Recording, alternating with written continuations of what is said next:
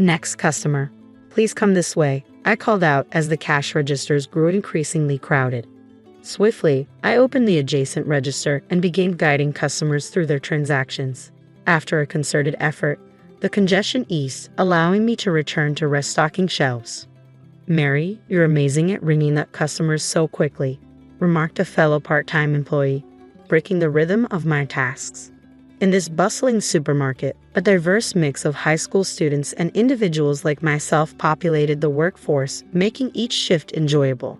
My name is Mary, a 45-year-old part-time housewife who found solace and purpose in this role for the past decade.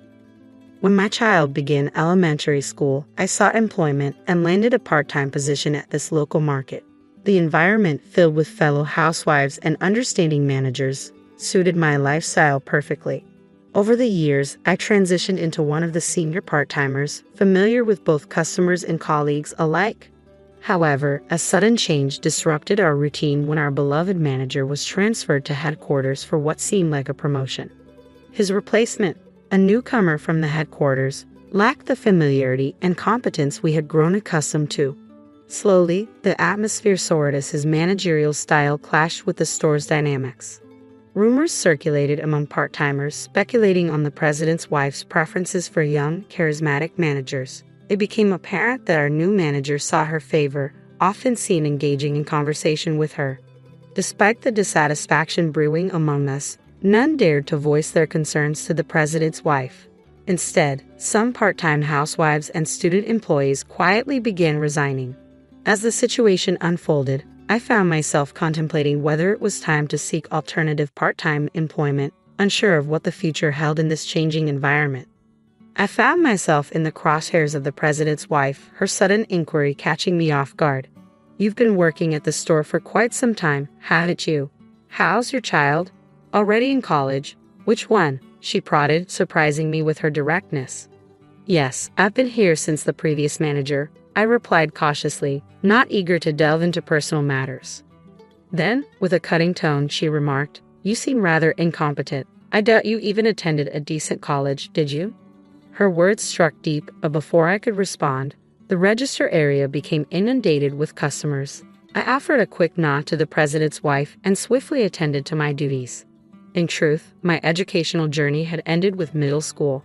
High school had been a tumultuous time, marked by bullying and eventual dropout during my third year. Since then, I had carved out a life as a part-time worker, eventually meeting my husband in a similar setting and building a life far removed from academic pedigrees.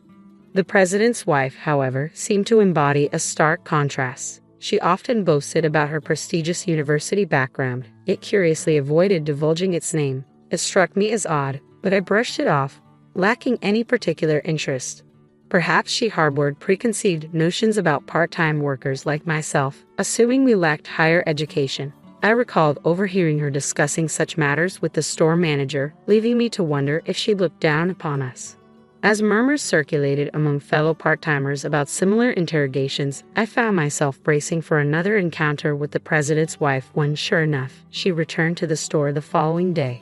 "Excuse me," her voice cut through the air, signaling another potentially tense exchange. My attention snapped up when the president's wife directed her gaze towards me, a smirk playing on her lips as if she found amusement in some private joke. Despite the urge to react, I managed to rein in my irritation, keeping my emotions in check as she began to speak. "So, you're just a middle school graduate, aren't you?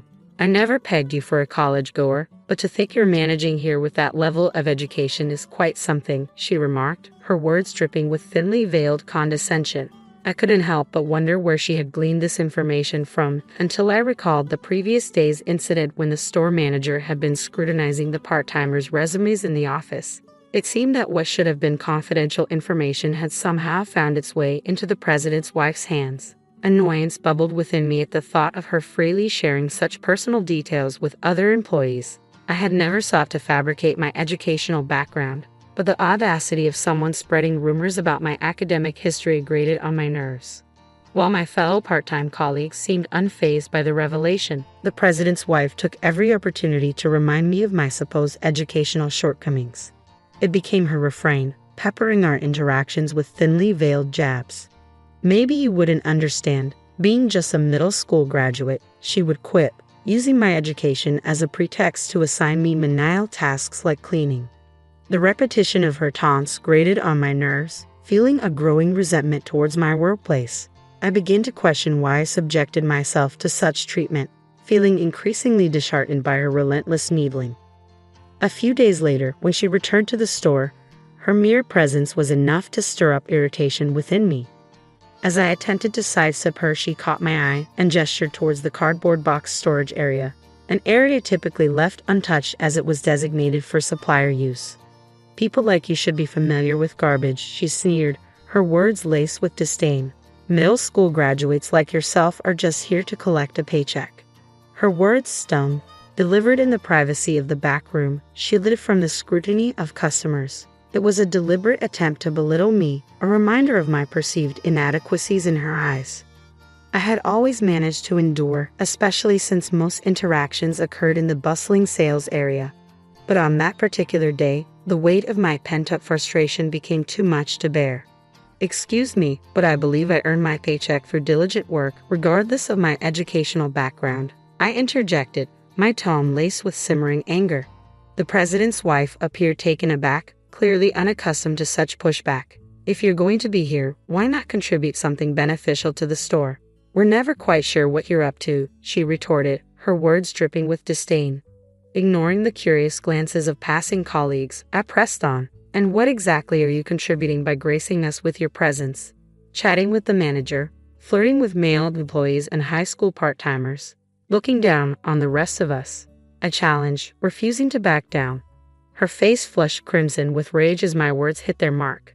"Unlike someone like you, I have a busy schedule. Coming here takes time out of my day," she shot back, attempting to assert her superiority. I couldn't help but scoff at her assertion. "Do you truly believe that? Neither the employees nor the customers share your sentiment. It's intriguing how some with impressive educational backgrounds prove utterly ineffectual in practice," I countered, releasing the resentment I had long harbored towards her condescending attitude. Clearly flustered by my unexpected retort, the president's wife struggled to conjure a suitable response, resorting to tired clichés. "Do you honestly think you can continue working here after speaking to me like that?" she challenged, her voice tinged with disbelief. Without hesitation, I delivered my final verdict. "Then I'll resign," I declared, refusing to tolerate any further belittlement. In response, the president's wife let out a mocking laugh. "Well, that'll save us on labor costs," she sneered, her words dripping with derision. I returned the smile, nodding in agreement. "Yes, that's right. Good for you," I affirmed before making my way towards the locker room. Inside, I found a fellow part-timer who had witnessed the earlier exchange. I poured out the details of what had transpired, recounting the frustrations that had been building up. "Mary, are you really quitting?" she asked, her expression reflecting the sadness of our shared experiences over the years. "It just hasn't been the same since the manager changed. It feels like we're only here out of obligation," I confided, echoing her sentiments. "With so many people leaving, you'd think they'd hire more staff, but they'd rather cut costs." She nodded in understanding. "It's becoming unbearable. I don't blame you for wanting out." Leaving the locker room behind, I headed towards where the manager and the president's wife were engaged in conversation. Without preamble, I made my intentions clear. "That's it, I'm done," I stated firmly, meeting their surprised gazes head-on. The president's wife chuckled, seemingly amused by the news. "So, the junior high school graduate is calling it quits. I wonder where someone like you will find work," she remarked, her tone dripping with condescension. I refused to let her words rattle me. "Even if I have nowhere else lined up, I won't be coming back here. I'll return my uniform next week. Thank you for everything," I declared, feeling a weight lift off my shoulders. As I exited the supermarket, a sense of relief washed over me. The following week, when I returned to return my uniform, I found the store abuzz with commotion. The manager was being berated by irate customers near the cash register, suggesting some sort of transaction error. Despite the chaos, I felt a sense of peace knowing that I had made the right decision to leave. With my resignation already settled, I made my way towards the office to return my uniform. As I approached the door, the unmistakable voice of the president's wife reached my ears, giving me pause. Reluctantly, I pushed the door open, finding the former manager inside. Despite his new role at headquarters, my ingrained habit led me to address him as manager out of reflex.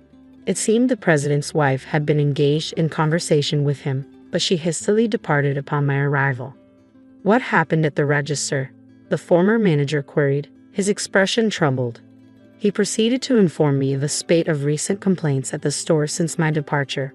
With a cascade of resignations following mine, the store had been left scrambling to cope with the sudden exodus of part-timers and student workers. Though the manager attempted to fill in on the sales floor, his lack of familiarity with basic tasks like stocking shelves and operating the register led to a litany of customer complaints. Today's incident, however, involved a particularly embarrassing misstep. The president's wife, while conversing with a male employee, was mistaken for staff by a customer. Brushing off the inquiry, she exacerbated the situation when the manager inadvertently disclosed her true identity, sparking further discontent among patrons.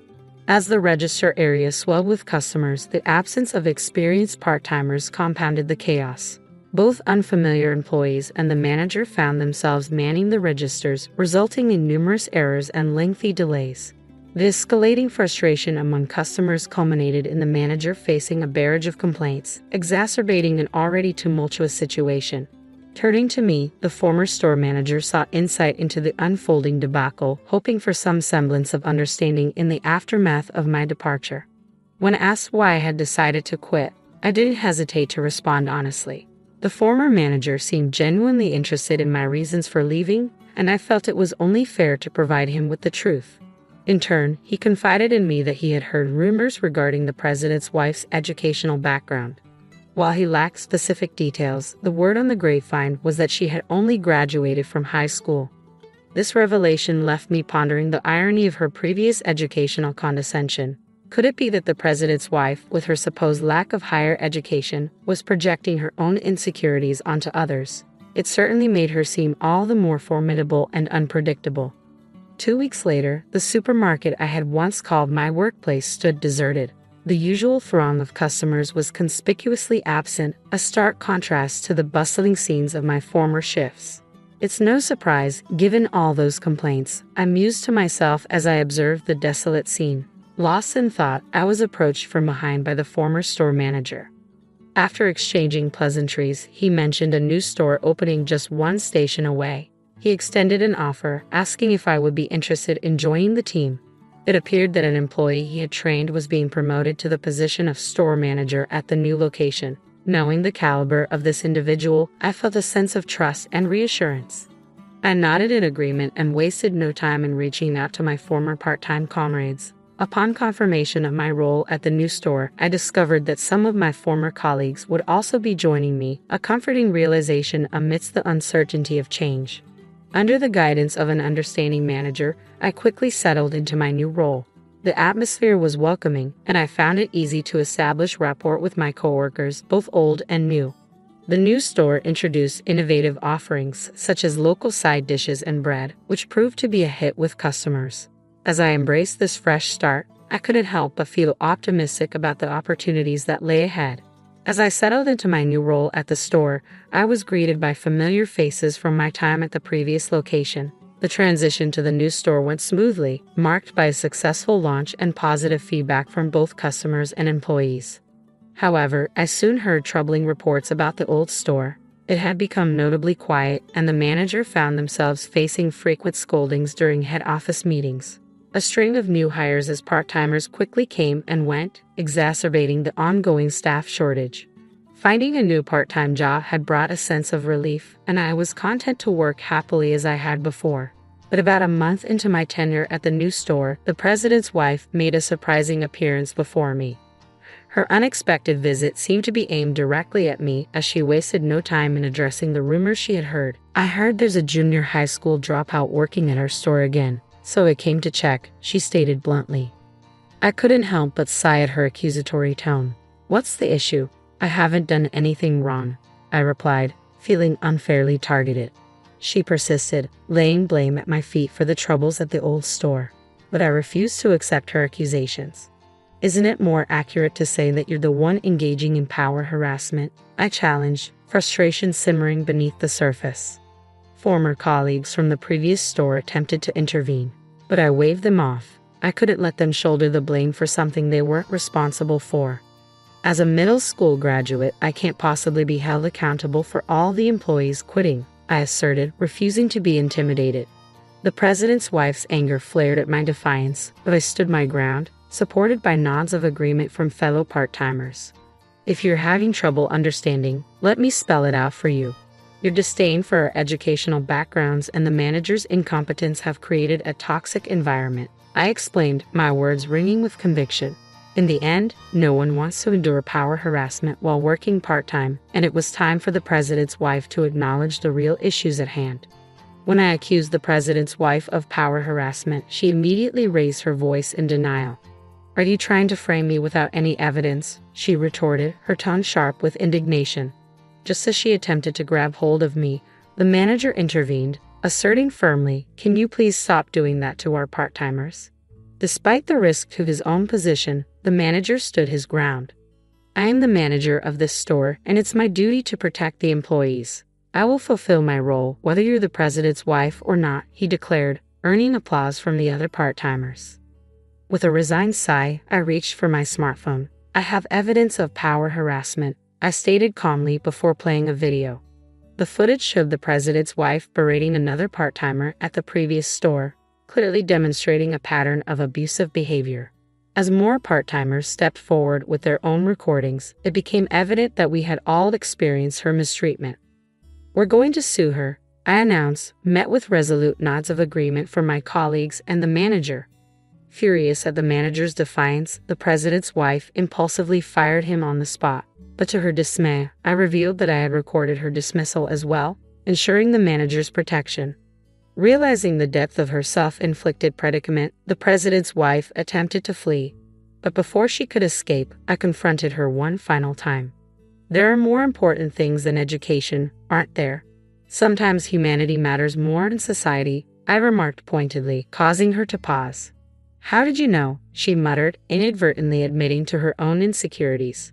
With her self-destruction complete, the president's wife retreated at a speed I had never seen before. In the aftermath, we pursued legal action against her, armed with solid evidence and the support of fellow part-timers. As news of her misconduct spread, similar complaints emerged from other stores, leading to a reckoning for her behavior.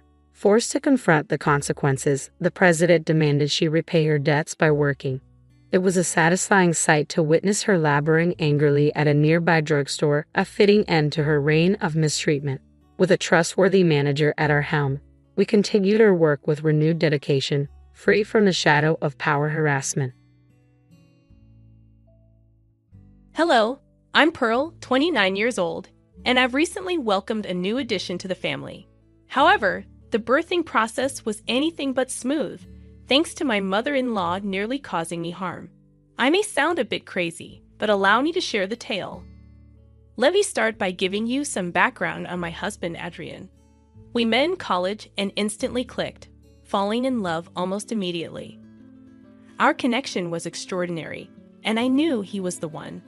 After graduation, we moved in together, and while I had no complaints about Adrian, his mother Becky was a different story. Adrian and his family, originally from Missouri, moved to my state when he was 12. With their charming Southern accents and unique customs, I attributed Becky's mistreatment of me to cultural differences. She disapproved of me taking her son away and resented the fact that the rest of Adrian's family adored me. Without any specific reason, I became the target of her disdain. Despite her constant snide remarks and belittling of my achievements, Adrian stood by my side, putting a stop to her behavior. After 7 years of dating, we decided to tie the knot in a small, intimate ceremony. Although Becky tried to cause trouble, we quickly quashed it by making it clear that she needed to behave or face consequences. Married life only strengthened my bond with Adrian's family. Whenever his relatives visited, they chose to stay with us instead of a hotel, much to Becky's displeasure. She continued her attempts to sabotage me, but the support I received from others remained unwavering. Eventually, Adrian's relatives refused to interact with Becky without our presence, as they discovered she treated them just as poorly as she treated me. After 3 years of marriage, I began experiencing unusual abdominal pains. Brushing it off initially, I decided to get it checked, only to discover I was 4 months pregnant. The news was surprising, considering I hadn't shown any visible signs of pregnancy. Excited to share the news with Adrian upon his return home, little did I know the challenges that lay ahead. I prepared a lavish dinner and uncorked a fine bottle of wine. "Welcome home, sweetie," I exclaimed, catching my partner off guard. Curious, they questioned the extravagant setup. "What's with the fancy dinner? Why don't you sit down first?" I gestured for them to take a seat. "I have some news to share with you." "Okay, should I be worried?" I reassured them, "Absolutely not. In fact, I think you're going to be really happy."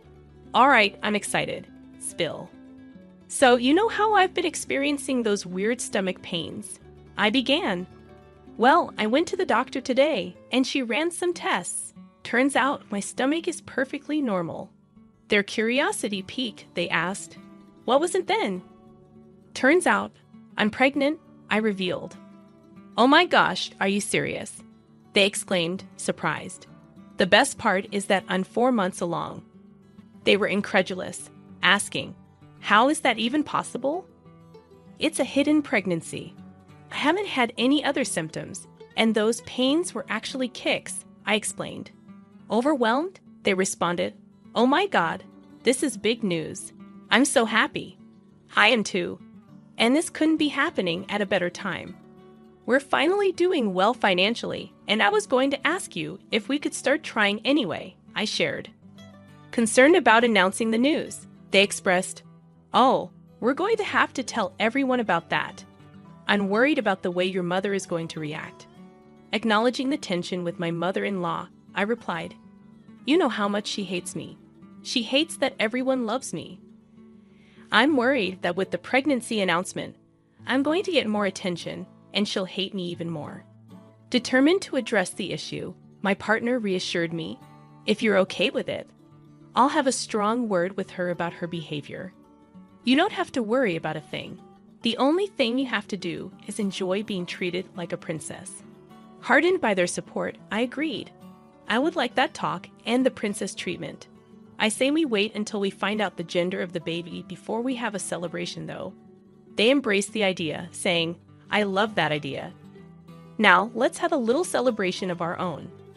Eugene and I were elated with the pregnancy news, and though we hadn't made concrete plans, we had set aside some savings for the eventual arrival of kids. A month later, we shared the joyous news with our families.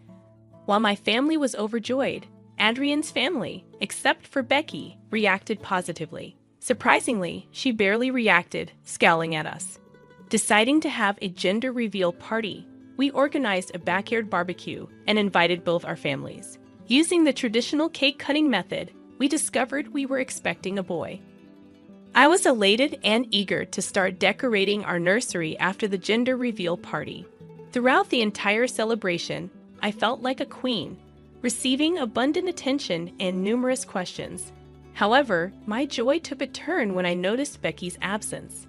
After some inquiry, I discovered she was in the house, prompting me to seek her out. Inside our home, I found her at the top of the stairs. Puzzled, I asked, "Becky, what are you doing here?" "The party's downstairs." Her response shocked me. "Oh, I'm just trying to find proof." "Proof of what?" "Of your lies." Surprised, I retorted, "Excuse me, what lies?" "Come on now, ain't nobody believing that you got a baby in there. Are you trying to tell me that you think my pregnancy is fake?" "Of course. You're too tiny to be 7 months pregnant. There ain't no child in there," she declared dismissively. Defending myself, I explained, "Every woman experiences pregnancy differently. Just because I'm not as big as I'm supposed to be doesn't mean I'm not pregnant. Don't you dare lie. You just want everyone's attention." Why would I fake a whole pregnancy just to get attention? And why would I want attention in the first place?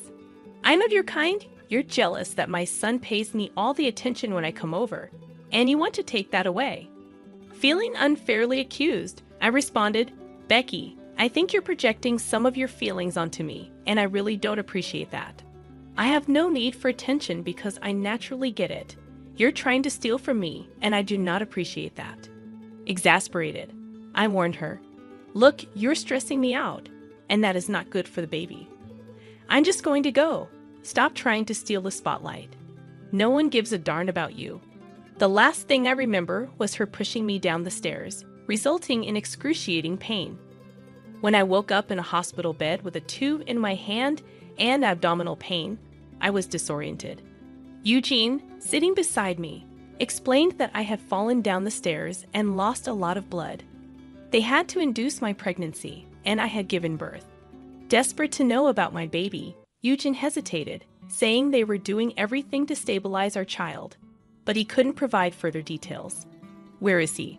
I need to see him. He's in the ICU, and I assure you he's in good hands. You have nothing to worry about. There's nothing more you can do. Don't blame yourself for anything. Once we get a donor for you, we can focus on our child, okay? Yeah, but I'm not blaming myself. Good. I have someone else to blame. What do you mean? I'll let you know, but could you please bring your mother down here?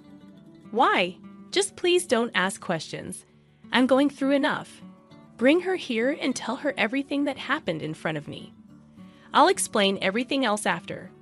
Okay, but first let's get you your blood, and then we'll do everything else that you wanted. Yeah, okay. Eugene went to talk to my doctor, and thankfully they had found a donor who was willing to donate immediately for me. The stress of everything made me fall right back asleep after the blood transfusion. I had so many emotions swirling through me, and I didn't know what to make of them. On one hand, I was grateful that my son was still alive, but I also knew that he might grow up with some developmental issues. I didn't have a problem with that, but the fact that Becky would be the reason that my son struggled made me feel hot with anger. I was asleep for a good 3 hours, and when I woke up, I felt much better. Once again, Eugene was next to me and immediately rushed to my side when I woke up. Hi, sweetie. You fell asleep for a little while. How do you feel right now?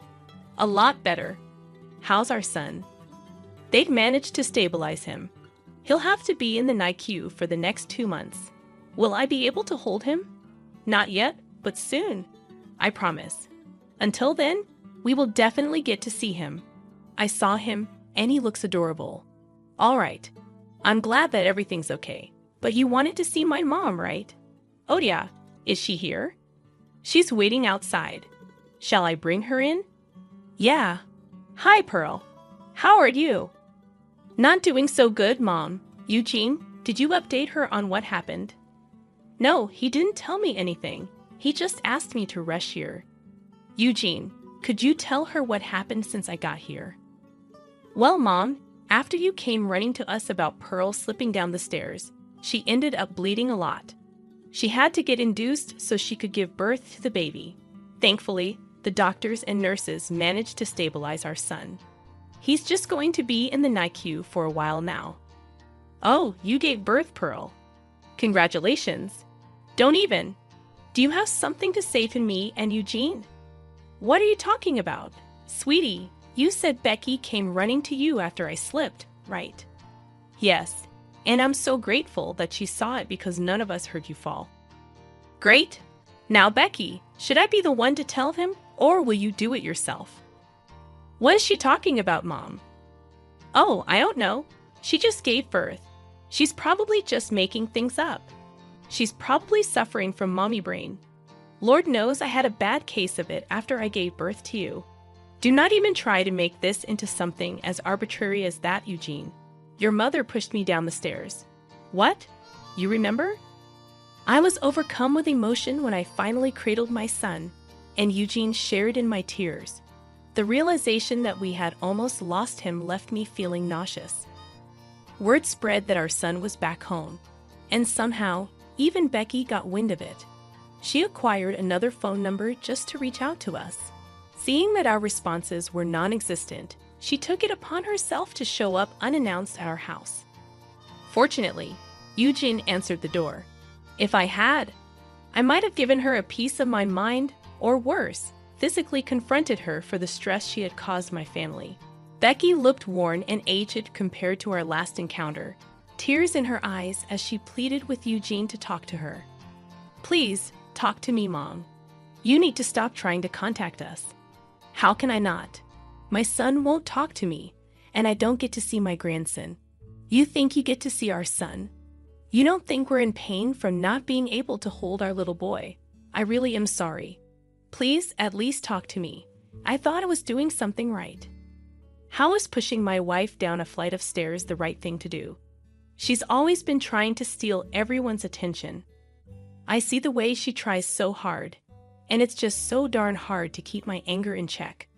You have no idea how insane you sound right now. I do not. I was trying to do what was best for you. Best for me? How is this best for me? I always knew you could do so much better than Pearl. I was just trying to get you to see that by almost killing my child and wife. Are you kidding me right now? What you did was not done for me, but because you couldn't handle the fact that there was someone better than you in your family. Pearl is not better than me. Oh, she is in every way. She cooks better food and has a much better temperament than you. Why do you think more of our family has started coming over to our place for Thanksgiving when we host? Nobody can stand you and your entitlement. You take that back right this second. That is no way to speak to your mother. No, I will speak to you the way you deserve to be spoken to. You made our lives a nightmare from the start, and I have been silent about it only because Pearl begged me not to damage my relationship with you. Okay, I get it. I'm a horrible mother. You are. You absolutely are. You're lucky that we're not going to the police about you hurting Pearl and our son. Oh, please. Like if you have evidence of it, it'll be my word against hers. Who said we didn't have evidence? Don't try and bluff me right now. Look, Pearl and I are exhausted, and we want this time to be as calm as possible. So, for the foreseeable future, I do not want to hear from or see you again. Do you get it? You can't do that. I want to see my grandson too. Oh, you are never seeing your grandson. What? You have no idea how much our son is going to suffer thanks to your jealousy. The least I could do is make sure that he never meets the source of his problem. I will fight for my grandparents' rights. Go for it. Bye. Eugene was furious that Becky still had the audacity to even show up. If it were me in her place, I would never have shown my face to my family. But hey, everyone's different, I guess. Becky did not give up on trying to contact us. Not only would she call and text us a whole bunch of times, but she would also show up at our doorstep and make a huge ruckus until we opened the door. So Eugene and I did the only sensible thing and got a restraining order against Becky. She once again did not like that, but I was so tired by this point that I really did not care. Thankfully, Eugene and I dealt with Becky just in time for us to take our son home. Let me tell you, holding him for the first time made me sob and feel so grateful that he was still alive. Eugene and I decided to use the next few months to just bond with our child, so we didn't let anyone come over to see the baby. Thankfully, after everything that happened, everyone was happy to comply. Becky, however, did not stop trying to bother us. One day, we actually received a summons to come to court because Becky was trying to fight for her grandparents' rights. That threw me into a blind rage. I couldn't believe that she was actually trying to claim grandparent rights when she almost killed me and the grandson she so desperately wanted to see. I asked Eugene to gather the evidence and made our way to a lawyer's firm. We hired a good lawyer, showed him the evidence, and he told us that we could charge Becky, even though we didn't want to do it earlier. After dealing with her harassment for months, we decided to press charges against her. The trial that followed was truly something out of a movie. Becky cried and sobbed at first because we were neglecting her and not letting her visit her only grandson. I could tell that the jury was a little sympathetic towards her, but I knew I had the most incriminating piece of evidence for her. When the footage of her pushing me down the stairs played, everyone in the room went silent, and Becky grew pale. After the first hearing, Becky blasted us with calls and texts, accusing us of hiding the truth from her. We figured it was in the best interest that we blocked her. After a couple of weeks, Becky was charged with attempted murder of an unborn child and was sentenced to 6 months in jail. All her appeals were denied, and Eugene and I couldn't have been happier. Of course, word got around in Eugene's family as well about what Becky had done, and let's just say that nobody wants anything to do with her anymore. She's going to have a tough time when she's done with her sentence. As for Eugene and me, we're gradually getting used to being first-time parents, and we're loving every second of it. I'm just glad we get to do it stress-free. We were considering moving, but that's a decision to make for a later time. Thank you so much for listening. I'm Karen, age 27, and my husband Stephen is also 27. We tied the knot just last year, both juggling full-time jobs. I work as a nurse, and Stephen is in pharmaceutical sales. Our paths had crossed before, but it was at a coworker's happy hour event that we truly connected. Being a fan of good drinks, the after-work cocktails that evening were especially delightful. Though we had encountered each other previously, that night marked the first time we engaged in meaningful conversation. Our drink preferences aligned, and we hit it off effortlessly. Each encounter thereafter was enjoyable and easy, quickly leading us into a dating relationship. On my birthday, Stephen opened up about his feelings, and we officially became a couple. Our favorite dates revolve around discovering hidden gems that offer excellent drinks. I'm partial to wine, while Stephen leans towards steak. Our differing tastes add a fun dynamic, allowing us to share and learn new things from one another. As our relationship progressed, thoughts of marriage started to occupy my mind. It was during this time that I delved into Stephen's background. His parents had divorced when he was young, and he never knew his father, being raised by his single mom with whom he shares a close bond. Stephen has never moved out of his family home. Initially, I questioned whether this was a flaw or a testament to his strong family values. Love often clouds judgment, and at that point, I viewed it as a positive trait. Stephen is not only kind but incredibly handsome, and I struggled to find any flaws. Feeling fortunate to be married to the seemingly perfect man, I was unaware of the daunting married life that awaited me.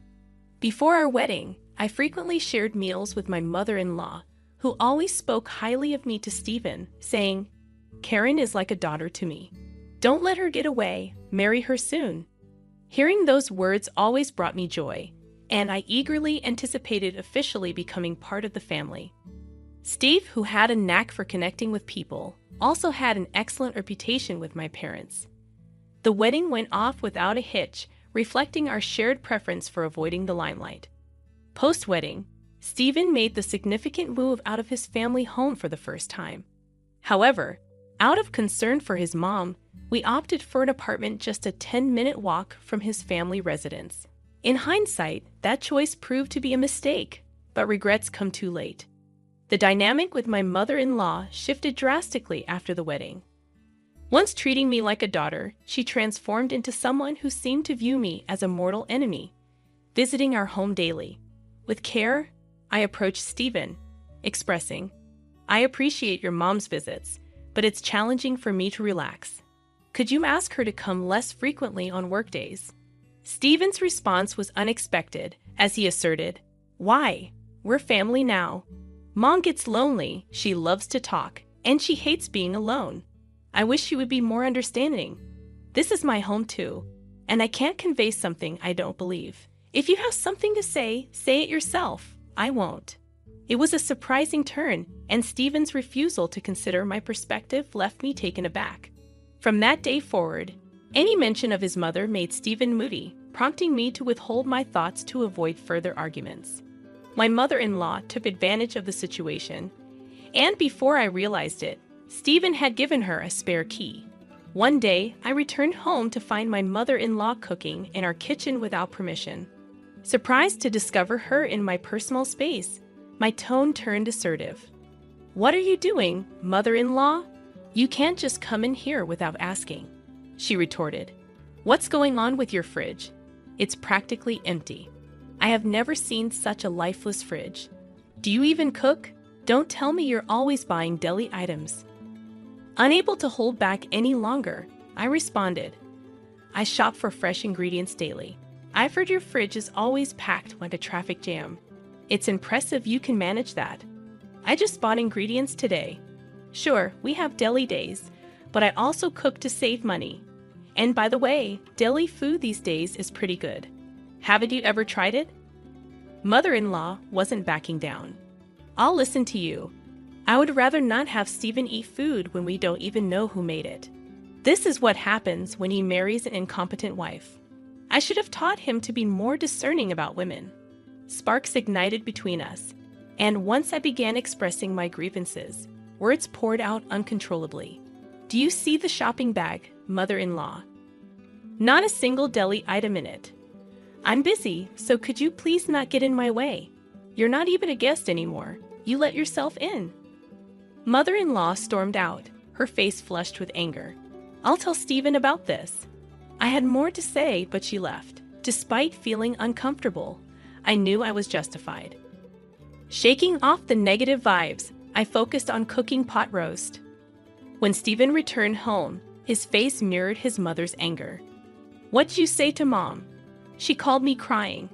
How could you be so cruel when she was just trying to help because you're busy? Baffled, I responded, first off, breaking into someone's home isn't a surprise. And if it is, then a burglar should be forgiven if they call it a surprise, right?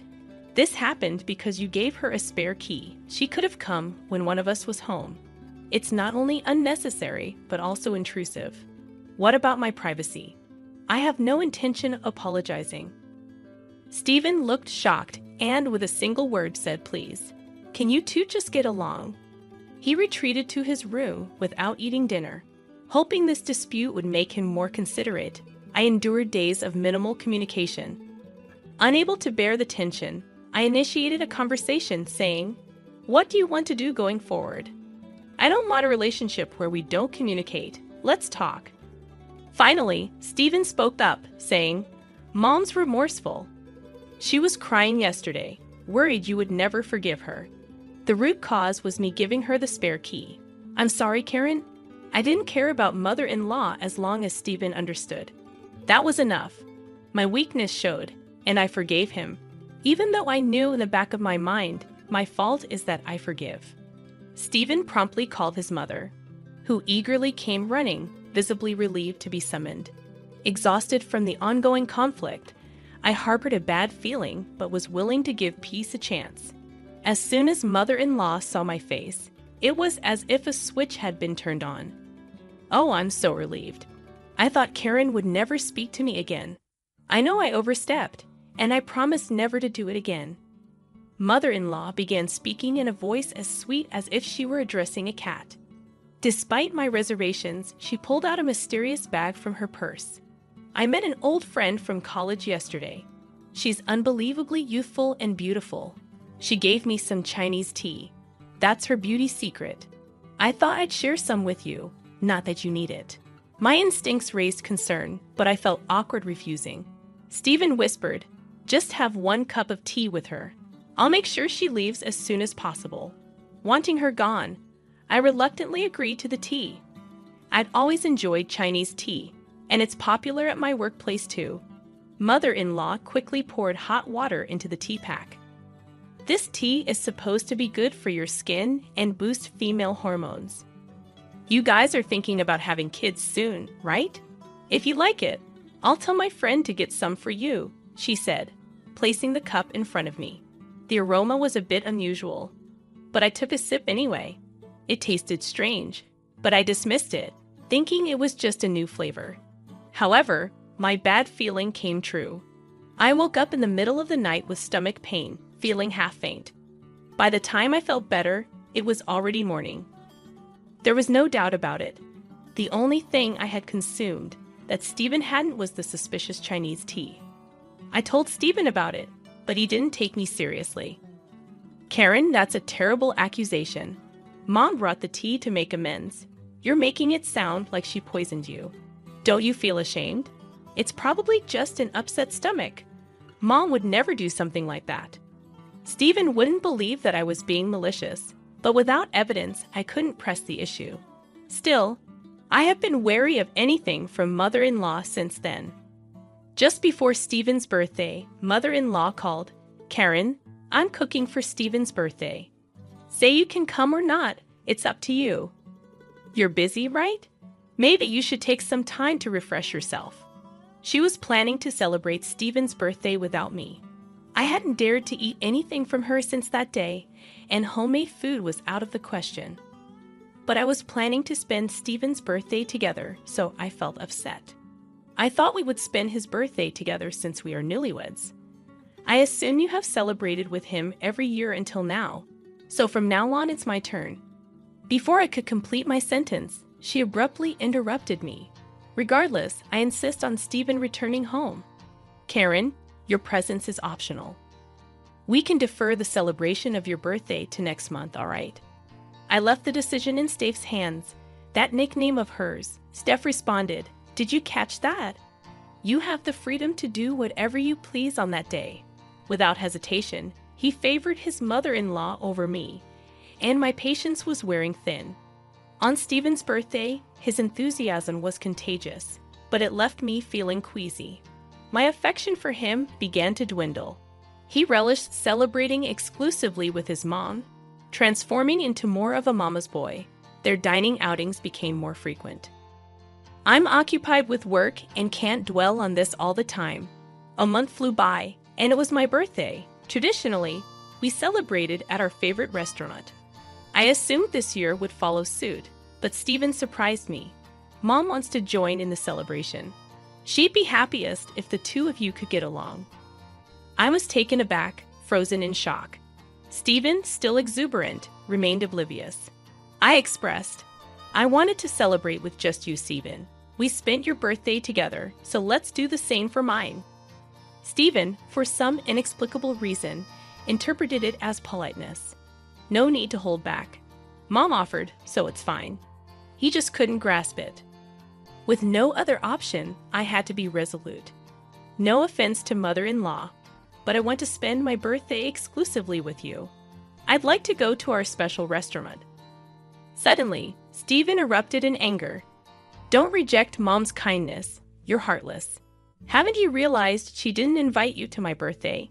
Just comply with my wishes. It's already a hassle." I was done arguing. And then came my birthday. Instead of the anticipated restaurant outing, we were at home, with mother-in-law in tow. Neither of them seemed attuned to my subdued mood. My frustration escalated as I observed them enjoying themselves in the kitchen. Then the lights dimmed, and the cake made its entrance. Despite my anger, the cake provided a brief respite before I blew out the candles. Mother-in-law excitedly announced a special gift for my birthday celebration. I splurged on a $5,000 bottle of wine. "Let's uncork it right away." The packaging appeared worn, and the cork crumbled at the touch. "Is this what they call vintage?" She pondered aloud, pouring a generous amount into my glass. Even in the subdued lighting, it was evident that the wine had an unsettling cloudiness. Recollections of the Chinese tea mishap flooded my mind as I cautiously took a small sip. "What is this?" I immediately spat it out, prompting me to turn on the lights. In the kitchen sink, I inverted the bottle of mother-in-law's supposedly extravagant $5,000 wine, watching as it flowed down the drain. Stephen swiftly seized the bottle from my hands, scolding me, "You're being awful." Apologized to Mom. "What do you think you're doing?" The anger etched on Stephen's face was unmistakable. Under Stephen's intense gaze, I poured some wine into the glass he was holding. "Can you drink this then?" Stephen appeared puzzled yet resolute as he took a sip. At that precise moment, mother-in-law urgently shouted, "Stephen, don't drink it." Unfortunately, it was too late. He immediately spat it out, exclaiming, "What on earth is this?" Mother-in-law, shocked, took the wine away from Stephen. He questioned Mom, "Where did you get this wine? We need to file a complaint. This is fraud. It's spoiled." Mother-in-law, looking guilty, admitted, "That wine was just sitting in the back of our kitchen. It's 50 years old. I heard on TV that it gains $1,000 in value every year. Vintage wines are supposed to be stored in wine coolers. Upon closer examination, the cork was more deteriorated than initially thought, emitting a moldy odor. Even Stephen couldn't conceal his surprise. What bothered me was mother-in-law's insistence. "Don't drink it." I suspect she knew it was spoiled, but she would never admit it. I couldn't find it in me to forgive mother-in-law for her actions. "Could you please leave? I can't control my emotions. Just go," I implored. Yet even as I spoke, mother-in-law continued to offer excuses to Stephen. I felt invisible, but even she, visibly uncomfortable, hurriedly departed.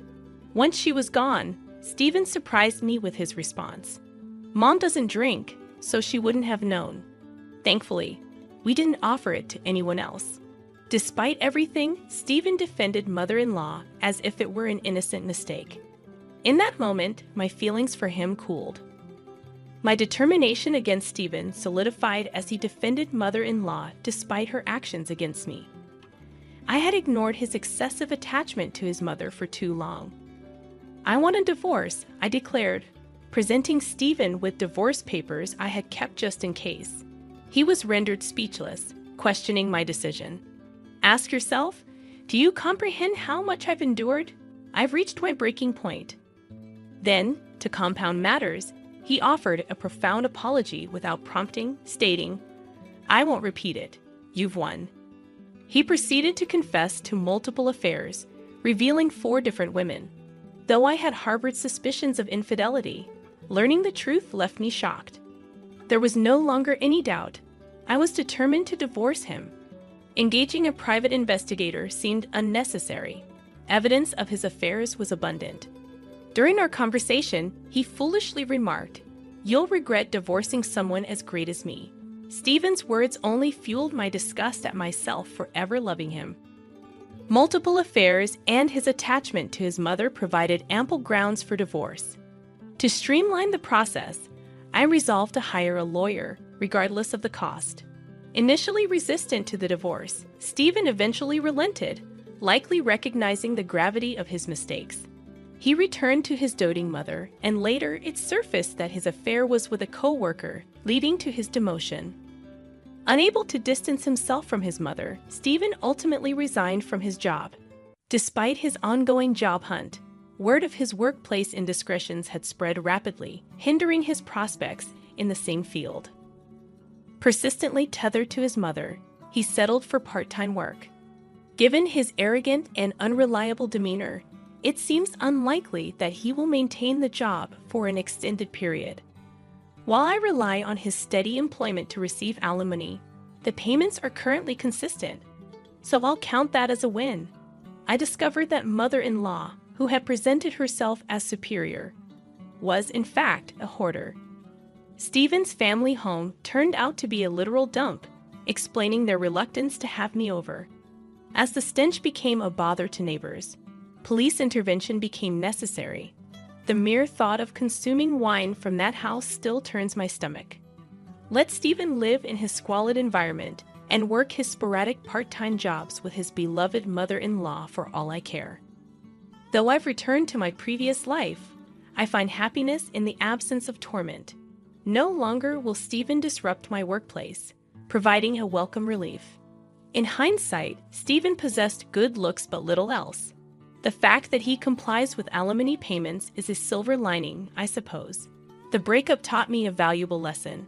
Love is, indeed, blind. This time, I'm putting romance on hold to focus on my career. I've learned my lesson and am determined to prioritize my professional pursuits. I've had enough of pinching pennies. I'm exhausted by it. When we first tied the knot, my husband praised me as a prudent and thrifty wife. But in just 3 short years, he's changed so much. Your complexion looks patchy, doesn't it?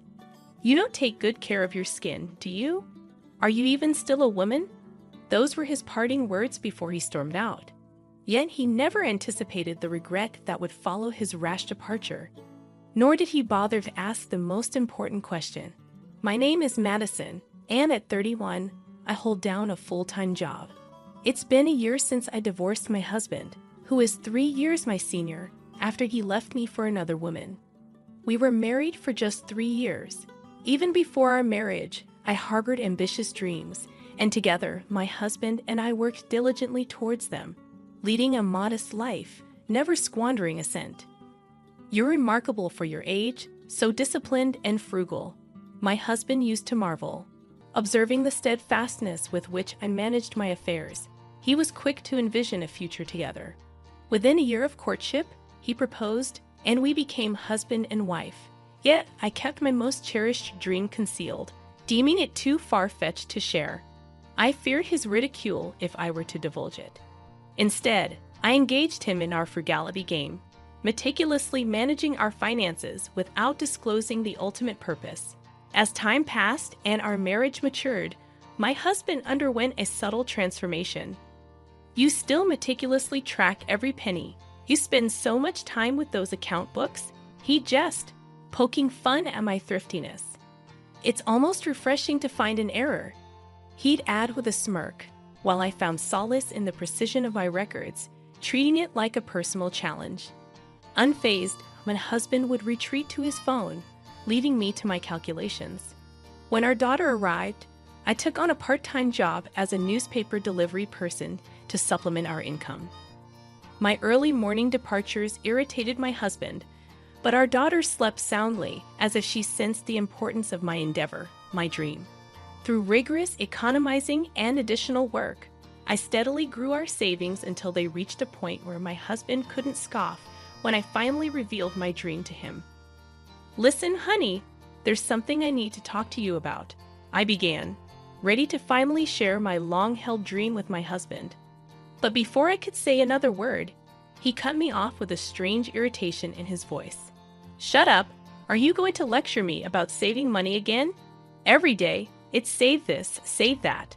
It's getting old," he snapped. It wasn't news to me that he had grown increasingly annoyed with my frugality over the years. Sensing his frustration, I had refrained from mentioning anything about saving money for quite some time. But it seemed even the mere presence of my efforts to eliminate waste had become suffocating for him. "You act like you've achieved something when you've done nothing. What's with that smug look?" he continued, his words cutting deep. As he criticized me, I couldn't help but think how all the qualities he once admired about me had now become faults in his eyes. Every interaction with him seemed like an unwarranted attack, blaming me for things beyond my control. It was as if his perception of me had shifted drastically, while I remained unchanged. He no longer found joy in our shared endeavor of saving money. Instead, he sought distractions to vent his frustrations. It dawned on me then that perhaps he had never truly shared my values of thriftiness and stability. Maybe he was merely intrigued by the novelty of it all when we first met. I recall the drunken confession he made once, admitting to squandering his mother's savings without her consent, despite previously claiming she had passed away. It became evident that he had always been a reckless spender, lacking in financial discipline. In realizing this, I understood that our differences in money management ran deeper than I had initially thought. It wasn't just a matter of differing viewpoints, it was a fundamental misalignment of values. After listening to my story, I foresaw my husband's growing reluctance towards our frugal lifestyle. As expected, he began to express irritation with saving money and gradually revealed his true character. Night after night, he returned home inebriated, neglecting to provide us with enough money for essentials. One evening, as he stumbled in during the wee hours, I mustered the courage to confront him. "Can you at least leave some money for our daughter's milk? You're her father, aren't you?" I pleaded. His response was dismissive, claiming his earnings as his own to spend as he pleased. Eventually, he ceased contributing to our household altogether. I couldn't ignore the flickering shadow of another woman in his life, nor his increasing belligerence towards me. It reached a point where he either absented himself for days on end or moved in with his mistress. Realizing the futility of salvaging our marriage, I made the decision to leave. I refused to remain tethered to a man who shirked his responsibilities, indulged in vices, and failed to provide for us. With both my parents gone and a baby to care for, I turned to my maternal aunt for support.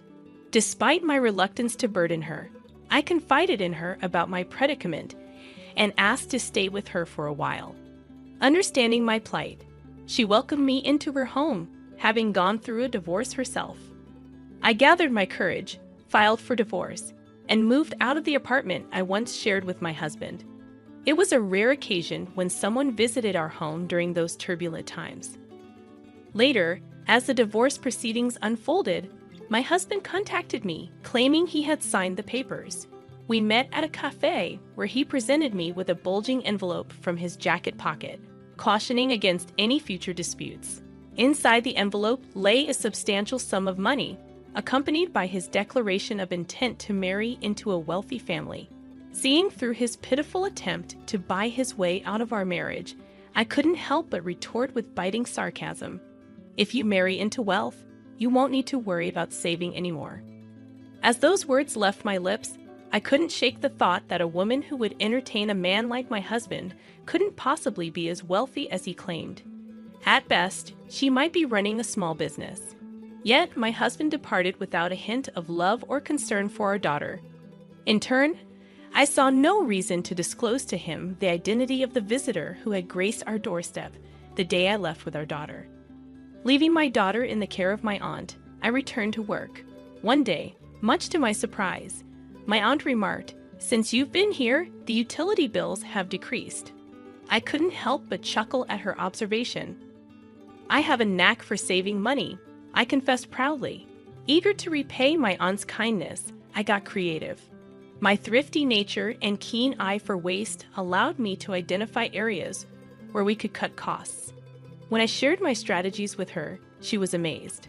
"I must tell my friends about this. They'll be thrilled," she exclaimed.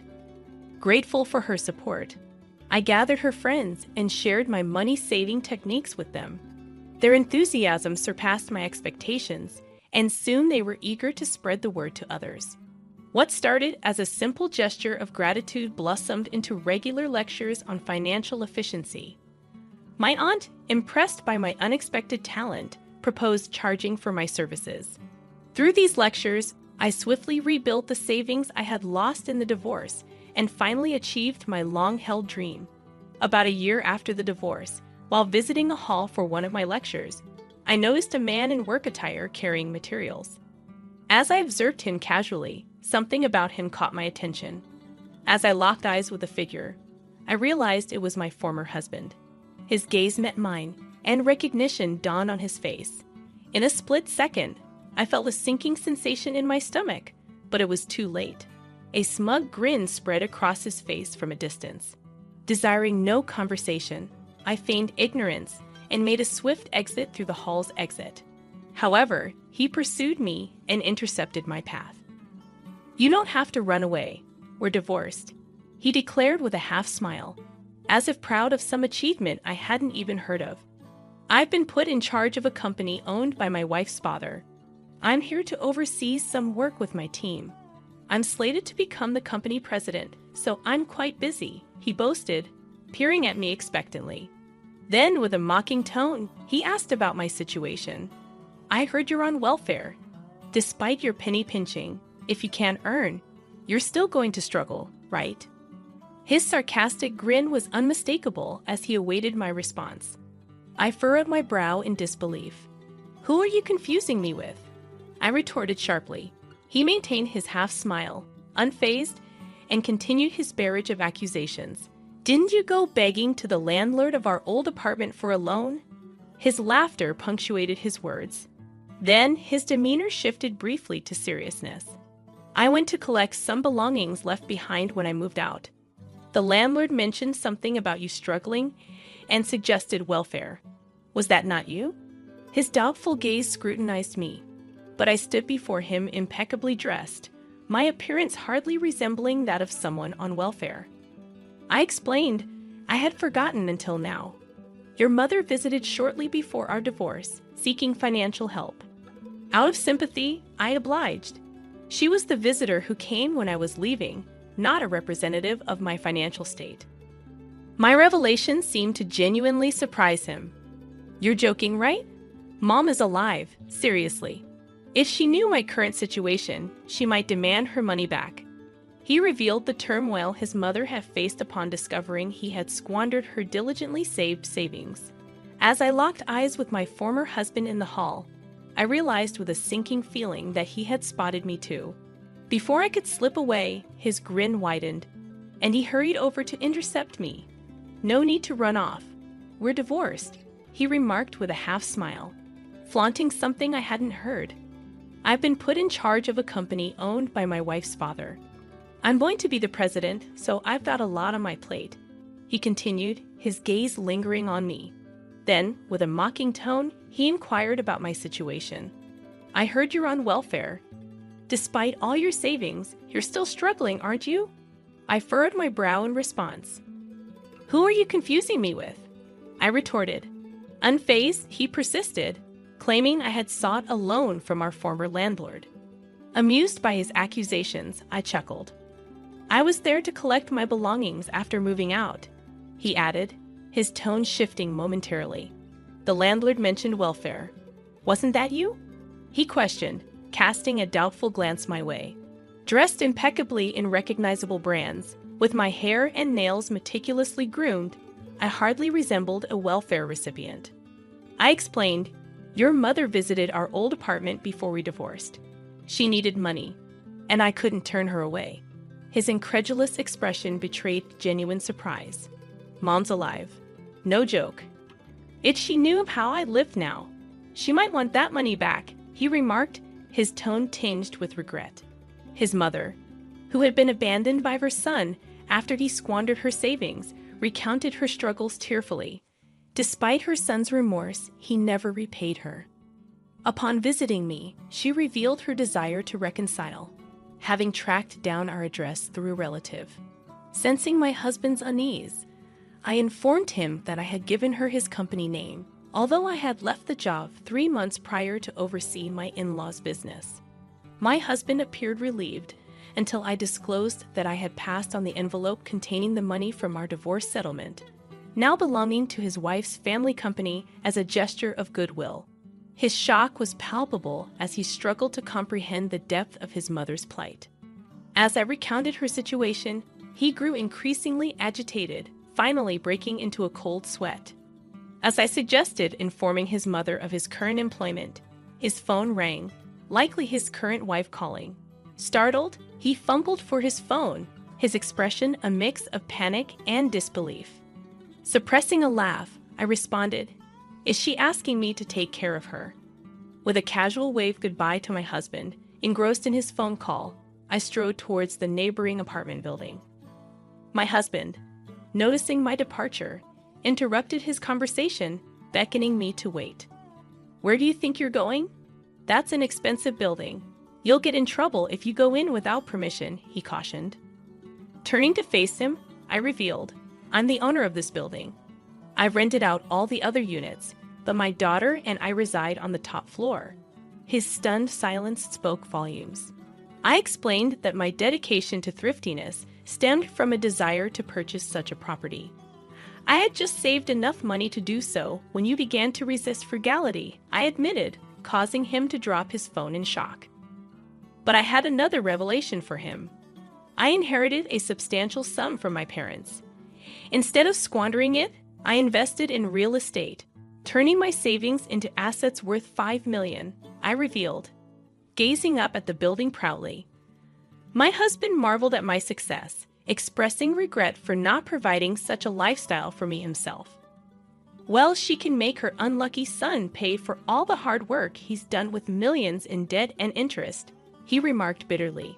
Amidst my laughter, I offered to teach his mother money-saving techniques and share tips for growing his fledgling company. Ignoring his attempts to engage further, I entered the apartment building, leaving him stunned in the hallway.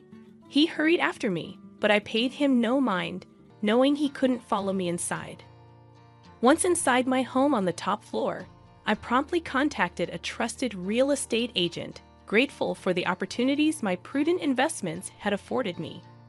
"Actually, I have an apartment I'd like to sell next. I'm considering buying a house with an ocean view. Would you be willing to discuss this with me again?" I proposed, eager to move on from the apartment now that my husband was aware of it. Though I doubted he could do anything about it, I wanted to relinquish it just in case. My aunt, having overheard my conversation, brewed a pot of tea and brought it over. I also invited the woman who had been caring for my daughter, and the three of us sat together, discussing our plans for the future amidst laughter and camaraderie. As for my husband, I never encountered him again in the hallway next to the apartment where we crossed paths. Instead, I noticed a different man overseeing the proceedings, an older gentleman. Perhaps my husband faced consequences for his actions towards his mother, or perhaps he simply moved on. Either way, it was no longer my concern. I resolved to focus on my work and continue raising my daughter in the company of trustworthy individuals who truly cared for us. With a sense of liberation and optimism for the future, I embraced the